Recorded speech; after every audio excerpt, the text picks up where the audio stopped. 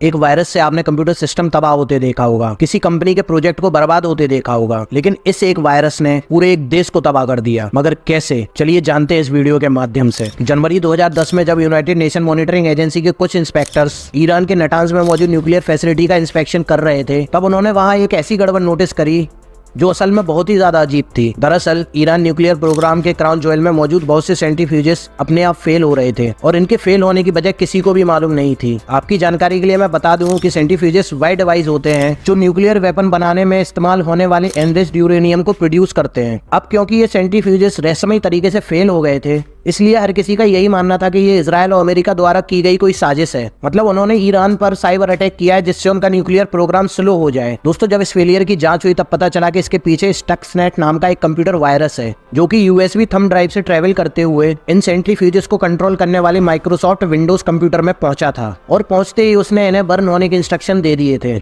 Stuxnet नाम का ये वायरस ना तो किसी कंप्यूटर को टेक ओवर कर सकता है और ना ही किसी कंप्यूटर की इंफॉर्मेशन को चुरा सकता है, लेकिन ये जिस कंप्यूटर में भी दाखिल होता है ये उसमें लगे हुए सभी इक्विपमेंट्स को खुद ब खुद तबाह होने के लिए मजबूर कर देता है, जो इसे किसी और कंप्यूटर वायरस के मुकाबले ज्यादा खतरनाक बना देता है। जहां एक नॉर्मल वायरस तब तक सक्रिय नहीं होता जब तक कोई उसे इंस्टॉल ना करे, तो वहीं स्टक्सनेट के साथ ऐसा नहीं है। मतलब कि ये बिना किसी एक्टिवेशन के भी स्प्रेड हो जाता है। ऐसा माना जाता है कि स्टक्सनेट नाम के इस वायरस को अमेरिका और इजराइल ने मिलकर बनाया था, जबकि इन दोनों देशों में से किसी ने भी आज तक ऐसे किसी वायरस को बनाने की बात स्वीकारी नहीं है। वैसे इजराइल और अमेरिका के सहभागिता वाले मिशन को ऑपरेशन ओलंपिक गेम्स कहा जाता है, जिसकी शुरुआत जॉर्ज बुश के कार्यकाल के दौरान हुई थी, लेकिन तब इस ऑपरेशन पर ज्यादा कुछ काम नहीं हो पाया था। लेकिन जैसे ही 2009 में बराक ओबामा अमेरिका के प्रेसिडेंट बने, तब उन्होंने बड़ी ही तेजी के साथ इस ऑपरेशन पर काम करना शुरू कर दिया, क्योंकि उनका मानना था कि ऐसे खतरनाक न्यूक्लियर प्रोग्राम्स को रोकने का सबसे सही रास्ता इस तरह के साइबर अटैक्स ही हैं। प्रेसिडेंट जॉर्ज बुश को देखें तो उनका मानना था कि अगर अमेरिका वाकई में इजराइल को ईरान की न्यूक्लियर फैसिलिटीज पर कन्वेंशनल स्ट्राइक करने से रोकना चाहता है,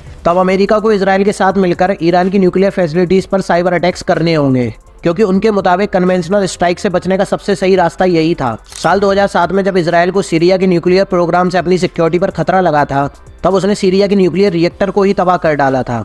दोस्तों, अमेरिका को डर था कि अगर इजराइल ईरान के न्यूक्लियर रिएक्टर्स को भी इसी तरह से तबाह करता है, तब इससे कहीं ना कहीं सारी मिडिल ईस्टर्न कंट्रीज के लिए खतरा पैदा हो जाएगा, जो विश्व शांति के लिहाज से बिल्कुल सही नहीं। अगर हम ईरान की तरफ नजर डालें तो वह अक्सर कहता रहता है कि उसका न्यूक्लियर प्रोग्राम बिजली उत्पादन जैसे पीसफुल पर्पसेस के लिए ही है। खैर, इजराइल ईरान के इन दावों पर विश्वास नहीं करता, क्योंकि उसका मानना है कि ईरान पीसफुल पर्पसेस की आड़ लेकर खतरनाक परमाणु हथियार बना रहा है, जो सिर्फ इजराइल और मिडिल ईस्ट ही नहीं बल्कि पूरी दुनिया के लिए एक खतरा बन सकते हैं। ईरान ने अपने न्यूक्लियर प्रोग्राम की शुरुआत 1950s में करी थी, और आपको जानकर आश्चर्य होगा कि उस दौरान अमेरिका भी उसकी मदद कर रहा था,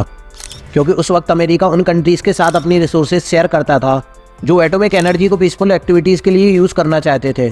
साल 1970 आते आते ईरान ने एनपीटी ट्रीटी भी मंजूर कर ली थी, जिसने उसके न्यूक्लियर प्रोग्राम को पीसफुल यूजेस तक लिमिट कर दिया था।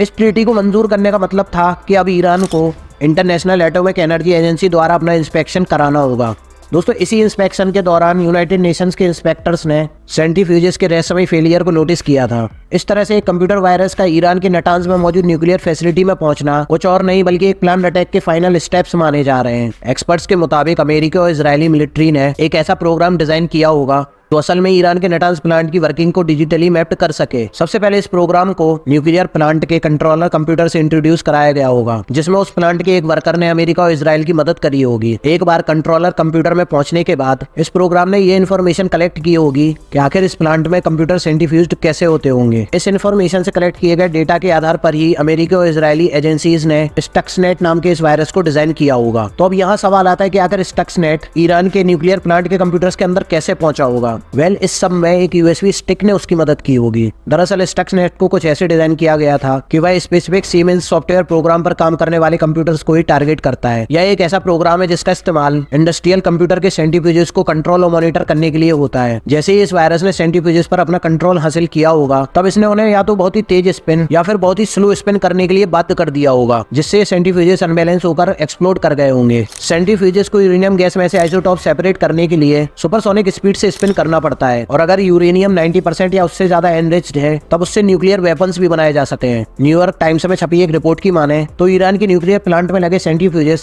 सबसे पहले साल 2008 में क्रैश होना शुरू हुए थे, लेकिन शुरुआत में इन पर हुए अटैक्स इतने छोटे थे कि ये किसी साधारण दुर्घटना की तरह ही लगे, क्योंकि कोर्ट्स में होने वाले बदलावों की वजह से इस तरह की गड़बड़ होती रहती है। साल 2010 में स्प्रिंग सीजन आते आते इजरायली और अमेरिकी इंटेलिजेंस ने अपने इन अटैक्स को और भी ज्यादा बढ़ा दिया, क्योंकि इस बार वह एक साथ 1000 सेंट्रीफ्यूजेस को टारगेट करना चाहते थे, जिसमें वह बाद में सफल भी हो गए, क्योंकि ये वायरस एक ईरानियन साइंटिस्ट के लैपटॉप से न सिर्फ प्लांट के सेंट्रीफ्यूजेस कंट्रोलर में पहुंच गया, बल्कि ये इंटरनेट के थ्रू इंडिया, इंडोनेशिया और चाइना के कंप्यूटर्स में भी देखा गया, जिसे बाद में साइबर सिक्योरिटी द्वारा निष्क्रिय किया गया। आज भी इसको लेकर दुनिया भर में बहस होती है कि आखिर एक वायरस एक न्यूक्लियर फैसिलिटी में कैसे जा सकता है। एक थ्योरी की माने तो इसराइल ने इसके लिए एक ईरानियन डबल एजेंट को हायर किया था, जिसका काम एक करप्ट मेमोरी स्टिक की मदद से वायरस को न्यूक्लियर प्लांट तक पहुंचाना था। दूसरी थ्योरी की माने तो सिक्योरिटी सॉफ्टवेयर फर्म साइमनटेक के अनुसार अटैकर्स ने फैसिलिटी के कंप्यूटर्स को न्यूक्लियर प्रोग्राम से जुड़ी 5 बाहरी कंपनीज की मदद से इन्फेक्ट किया, जिन्होंने किसी तरह नातांज तक अपना रास्ता बना लिया था। इन अटैकर्स ने उन सेंट्रीफ्यूजेस में विस्फोट तो कराया ही था,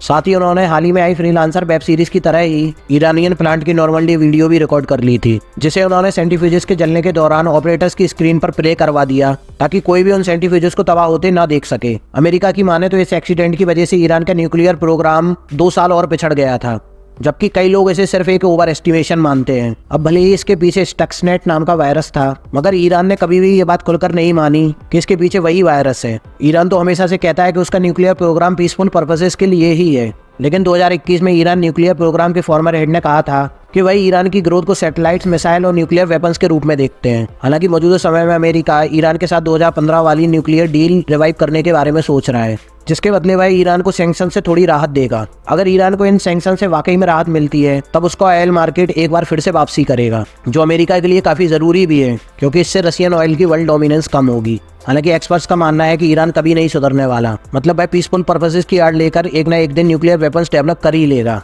खैर, ईरान के ये परमाणु हथियार जब डेवलप होंगे सो होंगे, पर फिलहाल अमेरिका को ये चिंता है कि कहीं ईरान स्टक्सनेट जैसे किसी वायरस से उल्टा उस पर ही हमला ना कर दे, क्योंकि अमेरिकन एक्सपर्ट्स मानते हैं कि ईरान के पास दूसरों से सीखने की जबरदस्त एबिलिटी है, जो सिर्फ अमेरिका ही नहीं बल्कि भारत, चाइना समेत दुनिया भर की साइबर सिक्योरिटी के लिए एक बड़ा खतरा पैदा कर सकता है। वैसे आपको क्या लगता है, क्या ईरान ने ऑलरेडी न्यूक्लियर वेपन्स बना लिए हैं? अपना आंसर हमें नीचे कमेंट करके जरूर बताना, और हाँ, जाते जाते वीडियो को लाइक और चैनल को सब्सक्राइब जरूर कर देना। जय हिंद, जय भारत।